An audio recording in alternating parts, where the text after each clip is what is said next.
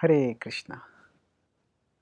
The material and the spiritual can be competitive, but they can also be cumulative.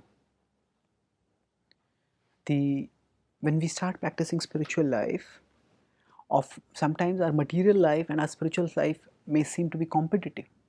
We have our job, we have family, we have our social obligations, and all of these require time and energy. And our spiritual activities also require time and energy. And the two may seem to be in competition. Should I be doing this or should I be doing that? Where do I invest my time and energy? At one level, yes, there is competition in terms of if there are certain activities which are anti-devotional, that we have to make a choice. Should I be doing this or should I be doing that? So in terms of external form, material and spirituals are separate, and there is competition between the two. But that is only an initial way of looking at things. We also have to recognize that that is one way of looking at things, but material and spiritual can also be cumulative. Normally, when our focus is simply on differentiating between material and spiritual, then we say, oh, this is material, let me put this aside. This is spiritual, let me focus on it. That's what we will think if we are serious spiritual seekers. But if we go deeper and we become not just spiritual seekers, but we become devotional seekers, then we understand that actually the material and the spiritual both come from Krishna. So matter is also an energy of Krishna.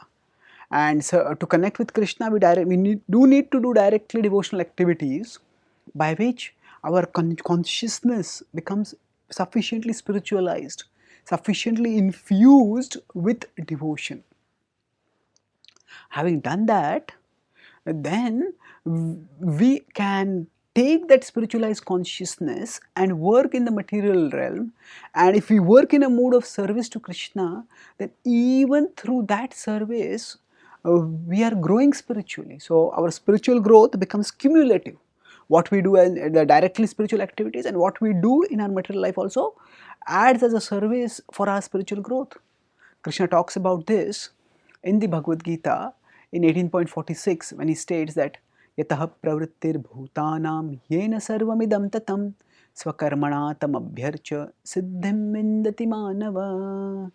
So he says, he tells us first to draw the attention on the relationship between him and the world. He says yataha pravrittir bhutanam, all that exists here, it comes from that absolute truth. Krishna is referring to himself in the third person. Yena sarvam idam tatam, and that absolute truth pervades everything. Not only does Krishna is the source of everything, but he also pervades everything. And therefore, because he is in this way immanent in this world, swakarmana tam abhyarcha, by our work, swakarmana tam abhyarcha, by our work we can worship him. And this worship, what will it lead to? Siddhim vindati manava. Siddhim vindati. We will attain perfection. So Krishna is telling us that we need to develop our material skill, whatever our material side is, our material nature is, we work according to our material nature. And we re-envision it as a worship, as a form of serving Krishna through our material, through our natural talents, through our natural interests. And that way also we can move closer to him. Siddhim vindati manava, we can attain him. So rather than resenting our material life and its obligations, we can actually acquire a more spiritual vision.